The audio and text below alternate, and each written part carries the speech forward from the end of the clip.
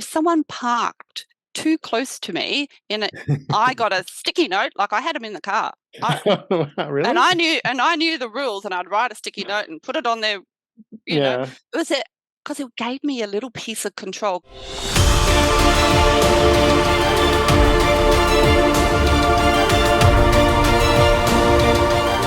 Financial Superwomen brings you all things money and finance.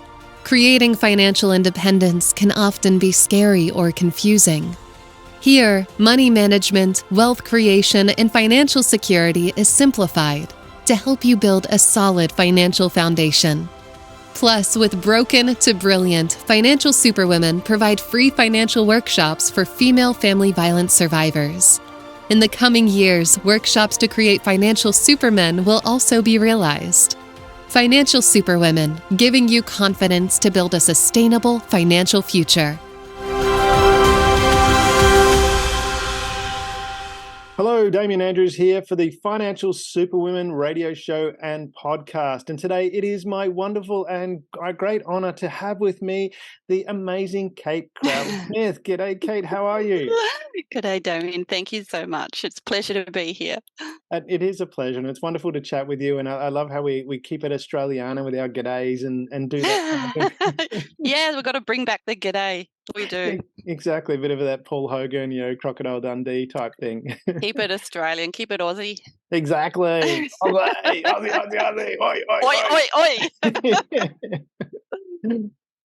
From that, though, we want to talk about the financial superwomen and the history of it. We want to go back a little bit. So I want to jump in the Wayback Machine. And you might remember this. There was a movie from the 80s called Back to the Future. And Doc Brown invented this DeLorean. Yeah, well, he didn't invent the DeLorean, but he put a time machine in the DeLorean. And when you hit 88 miles an hour, we could travel through time. So do you want to jump in that? Let's hit 88 miles an hour, go back in time. Tell us a bit about, a little bit about your history connected to Broken to Brilliant, connected to Financial Superwomen. Okay, yeah. So I founded Broken to Brilliant, and you can't found these things by yourself. So I have a co-founder, and the amazing Andrea is the co-founder. But it all started because I'm a domestic violence survivor. And when I had heaps of support going through the crisis. So there was, police involvement and refuges and lots of services and things. But when I had to drive my children across the Nullarbor to safety and reestablish and rebuild my life, it was not easy. I wasn't eligible for programs. I wasn't eligible for different services. I was even told I wasn't allowed to do a group program because I had already done one in another state. And I just thought, this is too hard. And I had stayed friends with a girl I had met in group in another state. And we wanted to set up this charity. We wanted to set up this wave. In the beginning, it was this wave. So WAVE stood for Women Against Abuse and Violence and Entitlement. And we were angry. And we were angry at the world, and we were angry at there was not enough being done to hold perpetrators to account. And I'm really pleased that Nicola and I didn't, act on that initial idea. We'd be on the phone late at night supporting each other through this. And because it would have been just, we would have been perpetuating and keeping people in that angry place. And I'm very fortunate that when I arrived in the new state, that I went, I was staying with, so I was in the secondary homeless, and my kids and I were staying with some friends, my sister's friends, and we stayed there for 5 months because we couldn't get anywhere to live. And the next door neighbours, they invited us to a barbecue. And so off we went, and that's where I met amazing Andrea, and that group of friends became what I call my coffee family, because they really helped me transition into the new life and things like that. And so Andrea and I became best buddies, and I mentioned that I wanted to set up a charity, write a book, do a few things, and she goes, oh yeah, I'll be a chapter in the book. And the next thing, we're doing a charity, and here we are 7 years later. That's really amazing. And I think it really highlights that power of the community and being around the right people, because when, it sounds like you and Andrea just clicked. Is that how that was? It did. We just clicked immediately. We really did. And we just talked, and we had a lot of same ideas and things like that. And we couldn't do anything straight away because I was still homeless and I needed to get our feet back on the ground. But we both, had done a lot of work, and I was at that time started to invest in a lot of work for us, different programs and things that to help regain confidence, to help rebuild our hearts and souls, because we just felt broken, really, broken. And it was so hard because it's such a loss. I don't think society really understands that you lose everything. You're not out, finished, over, and that's everything's done. You've lost your home, you've lost your family, you've lost your future, your dreams and hopes. I lost my job, kids lost their schools, they lost their buddies. Our life was nothing like it was. And so we were going through grief. People don't realize you go through the grief, the anger, the bargaining, the depression, all of that Denial. to finally denial, to get to acceptance. And it's a long and hard journey. And that's, and I was in that angry phase for quite a while. So it was nice to move out of that and do Broken to Brilliant when on a more positive note, or about rebuilding and empowerment and encouraging people to be their best selves, to be their brilliant selves. Yeah, and it's really interesting. And I want to explore that a little bit more for the listeners. Is you talk about your rebuilding and having this foundation. So obviously there was a lot of motivation through that anger, through what happened. But when we're talking about, because Financial Superwomen, we talk about all things money and finance, and I'd like to get to the part about the business. But before we do that, how did, from that perspective, how important do you think, looking back at it now, was it to get to that state of, yes, go through the anger, we need to do that, but get to that state of, okay, we're in a different mindset now where I can move forward? How important was that to what you would, if you were to look back now, how important was that for your success? It's incredibly important, because otherwise you get stuck. You get stuck in your story, you get stuck being angry, you get stuck feeling that horribleness, and it's not, it is unjust what's happened to you. There is no fairness in it. Going through the court system doesn't provide you justice. No. None of that happens, and you think it will, and it doesn't. And so it's really around coming to terms with it and coming to an acceptance. Well, this is what's happened. I can either carry it bitterly and be angry at the world and project that, or I can work through it and do something with it, turn it into something else. Is what I've chosen to do, and Andrea chose to do with me, is to move it around and turn it into something. Okay, we went through this. This is how we've rebuilt. This is what you can do to help rebuild yourself as well. I mean, it's a choice for people to come through our programs if they want to do those different things, to empower themselves, to move forward, to become unstuck. I want to touch on that word or two words you said, project that. Again, for people going out into the world, and yes, obviously it's very, very traumatic going through those experiences, and unless you've been through it, I don't think anyone can relate to that. It's kind of like me trying to, I can read all the books I want on childbirth, but if I was to try and describe it, I can't. I'm never going to really understand that. But from that perspective, when you say project that, when you look at rebuilding and moving forward with your life, because that's what you are focusing on. Okay, there's not enough resources on there. Yes, there's and it's wonderful there's resources to catch people, but then to move forward, as you said, once you've done a program, you can't go back and do that again, but you probably need to have that revision, that kind of thing. So how important was it from that projecting that, to be able to get to that space where you went, okay, I'm projecting something that's going to be more welcoming to other people?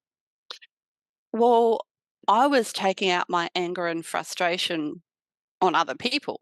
So I was projecting that, at the counter. If someone asked me something and I didn't quite like it, or I didn't like I was angry.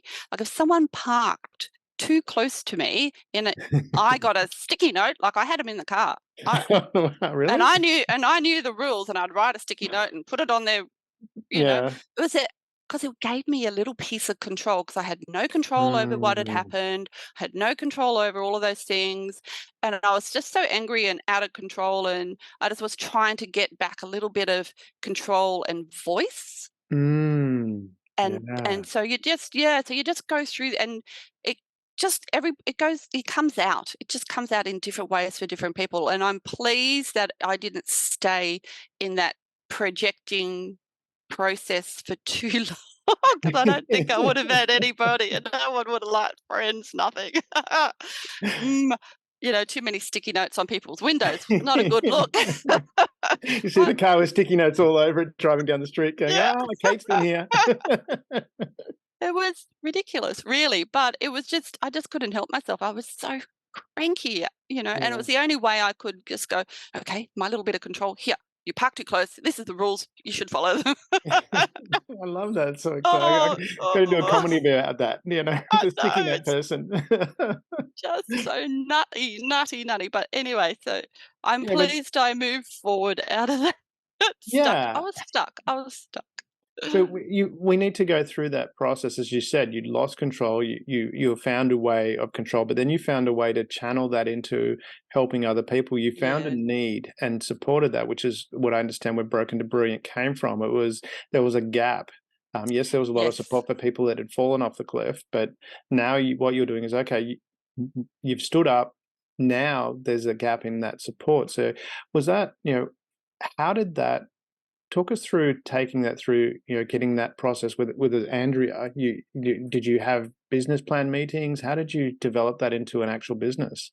For the charity. So basically it started with the book. Like I always wanted to have a voice. So as I was going through the crisis and living in it, I'm thinking, and this is going to sound nuts, I thought no one could be experiencing this. You feel alone, right? You feel alone. And I remember walking to work one day, and I was walking under one of those over the bridges and things. I'm thinking, this is too much to bear. I need to write a book. And, how much does a koala bear? What a stupid title, but that's what was in my head. How much, And so I got this.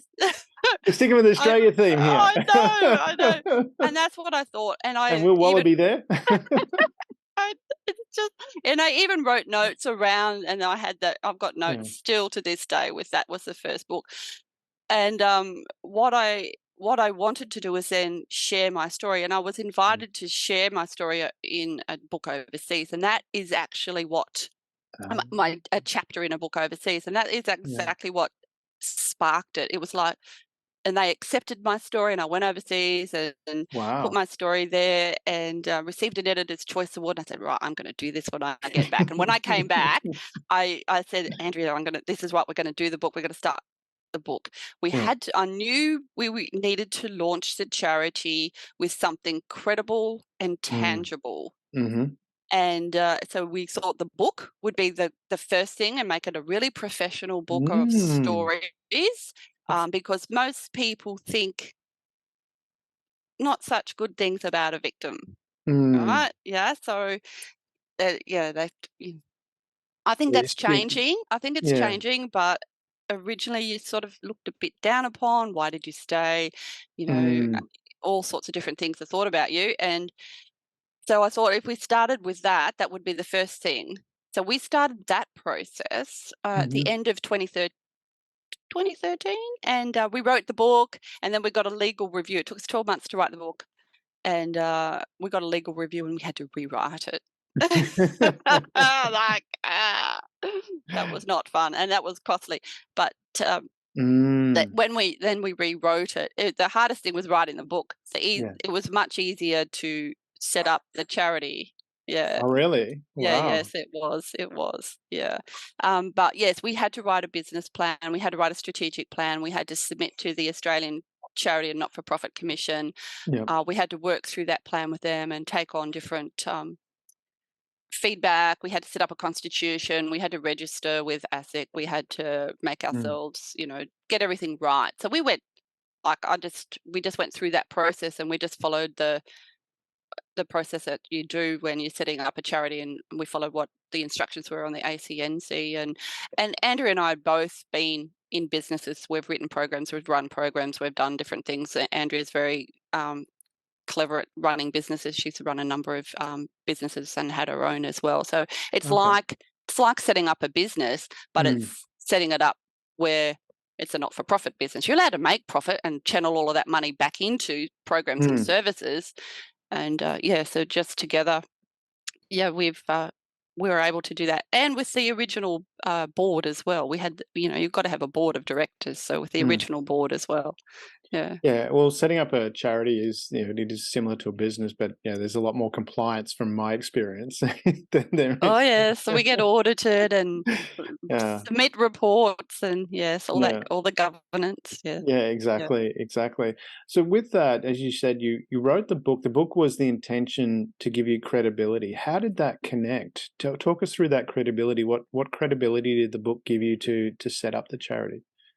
Well, when we launched, so we were all ready, and by December 2015 we were live, but we hadn't finished finalising the book. So we launched in 26th of May 2016, and we launched with the book and the charity at the same time. So we had 10 stories from survivors sharing how they've rebuilt their life to launch the charity. So we launched with something very tangible, and our Give a Book program. We launched with a Give a Book program where we aim to put our book on every refuge bed in Australia. Oh, wow. Yeah. So you had because that's what I wanted to get to, this vision for the future, because you've gone through, and as people do who go through trauma, there's that angry stage, but then it's shifted to a vision for the future. But it sounds like that vision for the future shifted from when you were talking about, taking back control and putting Post-it notes everywhere to now that you're looking at how can I help others. Is that a transition that happened? Yes, yes, exactly. That's the transition. I mean, I think I naturally had that anyway. Growing up, I was always in committees and doing things. Mum and Dad were all, school canteen, all those types of things, Red Cross. So that was there, but it was around turning what I'd been through around. I mean, I read every book I could get my hands on. Attended we attended so many courses. So we did do the attitude change, all of those changes that you needed to do. Like, it was constant, and there was, I did gratitude practice. Like, that was the shift. The gratitude practice was the shift. And Alan Pease? No. He's the body language guy, I think, Alan Pease. No, it wasn't his book. It was a different book. The lady that I was living with, she gave me this book, and I remember reading it, and you had to list all the things that you're grateful for, and that was pretty early in the piece. Like, that was within the first 5 months, and I'm thinking, well, what is there to be grateful for? I've lost everything. But I sat on the train going to work with my big black glasses on and tears spilling out, and I had this little spiral bound out notebook, and I read the book and tried to jot it down, and really, upon reflection, I had a lot to be grateful for. Yeah. But I had to get to that point and realize that, and it was a work.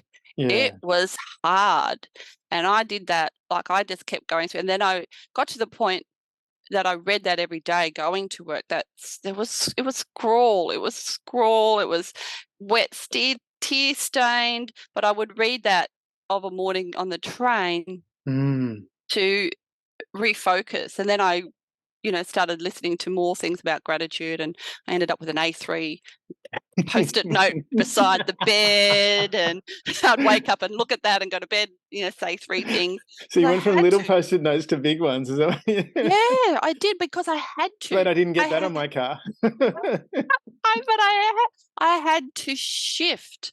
I had to shift from that anger and get it, and do the big attitude shift. And it was work. I had to do the work. It's funny when we talk about that work component, because I wonder about that. And a mutual friend we have, Jenny Mewtwo, she told me once, she said, we learn through pain until we learn to learn through joy. which is a fascinating thing. And that's why I want to stick a little bit on this gratitude and how important that is for, because when you look at your business success, how that's connected to the focus. I remember when I was in Perth, I was driving up and down the coast. My girlfriend lived up north, and there was lots of traffic lights. And obviously, going to see your girlfriend is, it's really exciting. You want, especially as a young guy, you get really excited. And I used to get frustrated at all the red lights. I'm getting all the red lights, red lights. And because I'm mainly retentive, one day it clicked on me. I'm going to count them. So I had a little notepad next to my, as I'm driving, I had red and green.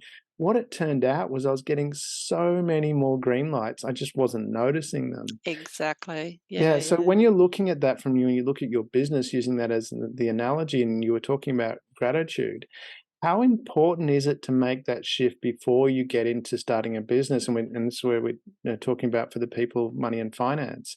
If you're going into this space where the aim is to create money, how important is it to make that shift first and go through that gratitude process where you notice the things that are going to serve you as opposed to all the things that are the roadblocks? Well, it's the intention that you go into anything with, isn't it? And if you go into Well, anything with that's the wrong intention, you're going to draw that wrong yeah. intention, aren't you? You're going to surround yourself with that type of Mm. response from Yeah. people in the universe and all of those types of things. So refocusing, and it's a process, and Mm. wherever you come in on your journey, that is part of it. Even working through in Financial Superwomen, that is a part of the process as well, because you've got to go, I've got no money, I've got no job, Mm. what do I do? I've now got all of this Mm. debt that I've been left with. It's overwhelming. So Mm.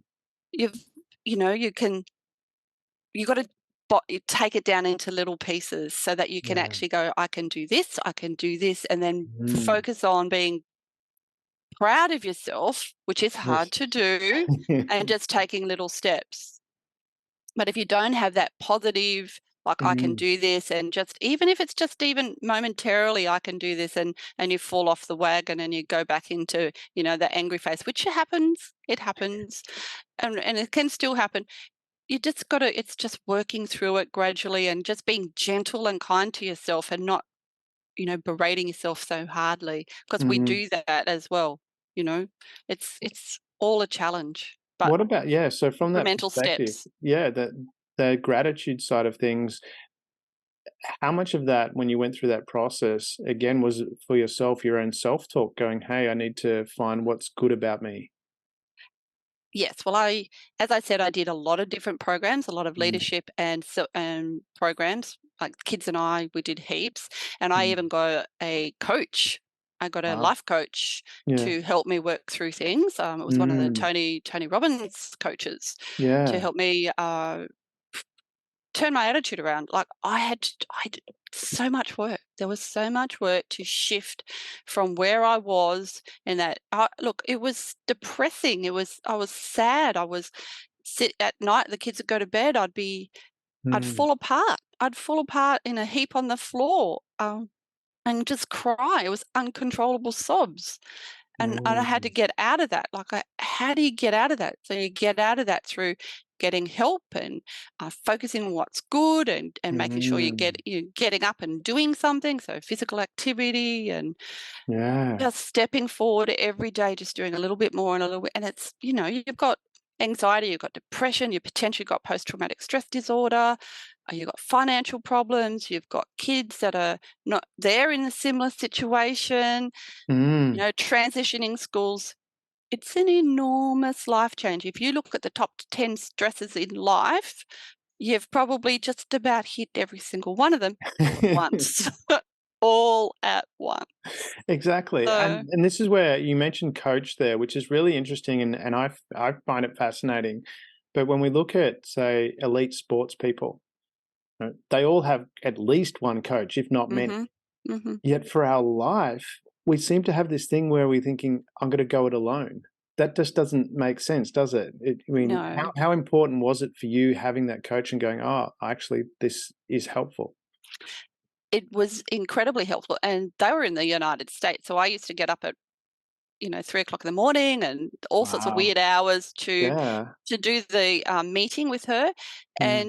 And it was really important because there was things that I didn't know that I was Mm. doing or Yeah. saying about myself. And the Mm. language that I would use about myself was pretty negative.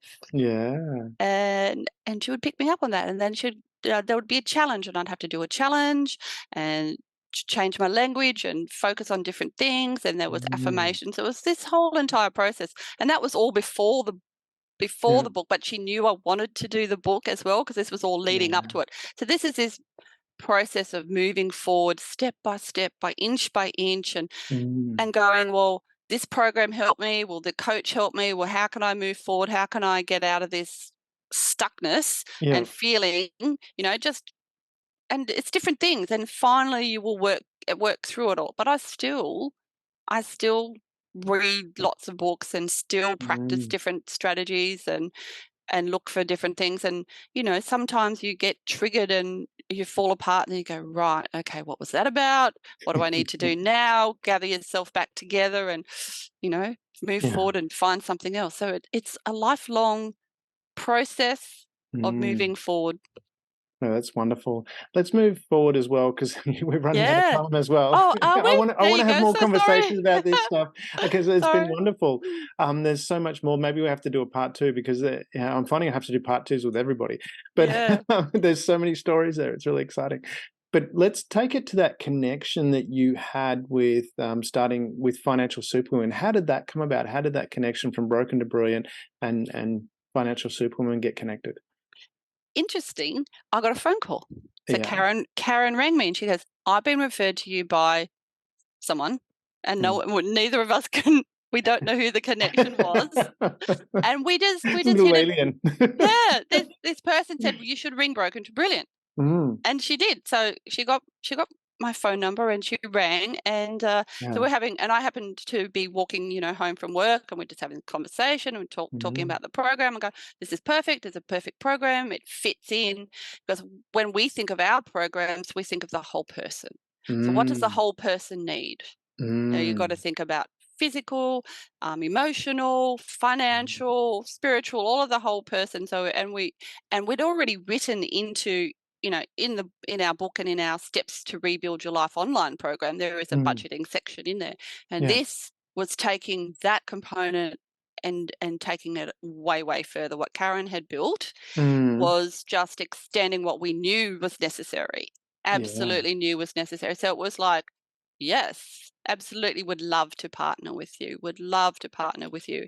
And the way that she had organized it was so good, because people can come, they can sit at the different tables. She's got the 6 different topics. They can sit down whichever table they need or want, or they could stay at that one table for the whole workshop, and they learn by listening and communicating and sharing, and they can keep coming back.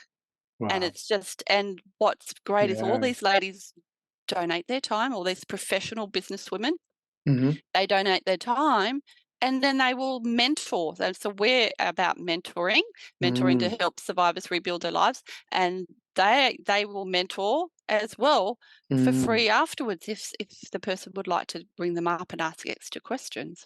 It was just such an alignment. Yeah. It was such an alignment that we really wanted to partner with her, and we applied for a grant from the government, Queensland government, and we were able to fund some programs and kickstart it further that way. Wow, I love that. And so again, a chance meeting, well, a chance introduction by people you don't remember. So it's awesome. Yeah. Um, so if you were to sum up from your perspective, you've gone out and you've recognized, you've gone through the anger process, you've identified that, you resolved that, you've come back to a position of, okay, I need to help people. You put that into a business plan. You've got great people around you. Yes. You've got some mentors around you as well.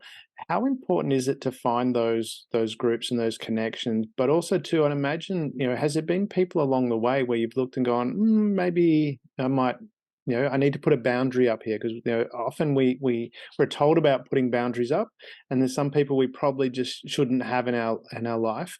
Have you encountered that as well, and how did you put those boundaries up? I'm probably not very good at setting boundaries. No?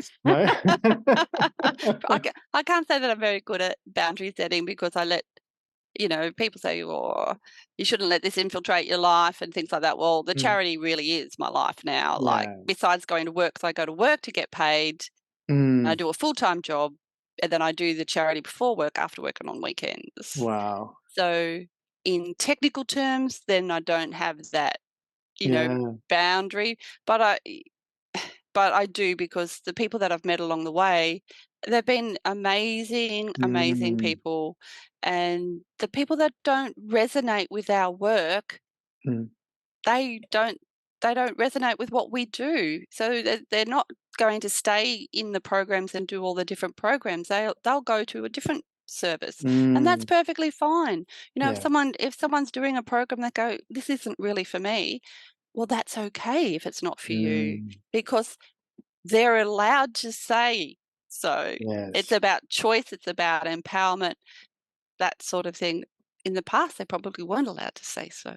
Yeah. So I love that that's where you've gone to in the boundary side of things. You're very committed to what you're doing, and the people that align with you, others just move on. Is that Mm, fair to say, if I I th understand correctly? I think so. I think so. If it's not what they want, Mm, then that's okay. yeah. That's okay. They've come in and tested it out, tried the program, not for them. That's more than okay. But that's what I'm getting to there. That's a real sense of it sounds like a sense listening to you, it sounds like a sense of peace in you're comfortable in what you're doing and the help that you're providing, and if it doesn't work for someone else, then that's okay, as Mhm. using your words. You can't be something for Mm, everybody. Like, your programs will not meet everybody's needs. mm, Everybody has different needs. We do a lot of narrative therapy, like financial services, equine therapy, art therapy, mm, and then we're going to move into horticultural therapy, movement therapy, mm, different things like that. But if that doesn't resonate with somebody, mm, then you can't make them do that, because it's not going to help them. If they're yeah, not feeling comfortable and engaged and really wanting to do this, that's not for them, and that's not going to help their journey, and it's not going to help their recovery. yeah. I love that. That's awesome. Kate, it has been so wonderful Oh, having you on the show.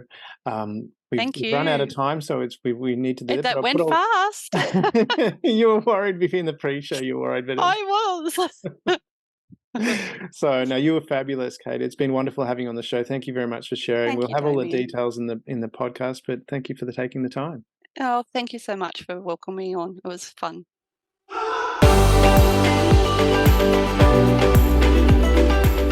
Thank you for being part of the Financial Superwomen team and helping create financial security for people around the world. Financial security helps build overall security for women and men, and strong foundations open the door to a peaceful future for all.